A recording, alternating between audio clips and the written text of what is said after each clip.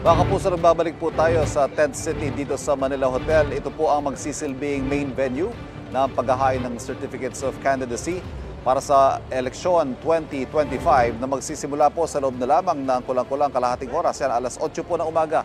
Magsisimula ang filing ng COC dito po sa Tent City. Tulad na nakikita ninyo, sa ngayon po ay patuloy ang pagdating ng mga kapwa nating mga mamamahayag na magko-cover nitong day 1 ng filing ng COC. Ito po ay magtatagal ng isang linggo, Martes ngayong linggo hanggang sa Martes sa susunod na linggo, October 8, ang last day naman ng filing ng COC.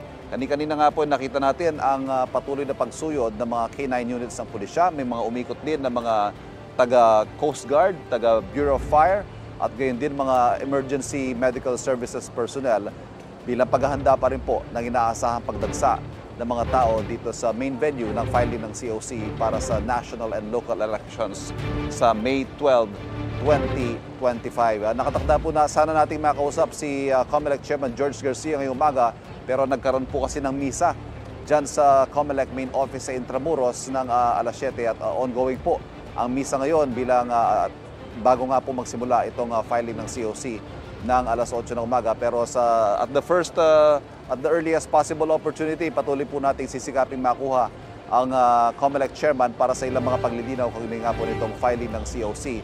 Pero bago po yan ay nagkaroon na ng registration ng mga botante. Natapos po yan kahapon at base sa pinakahuling datos ng COMELEC, umabot nga po na mahigit 3 milyon ang mga registrants.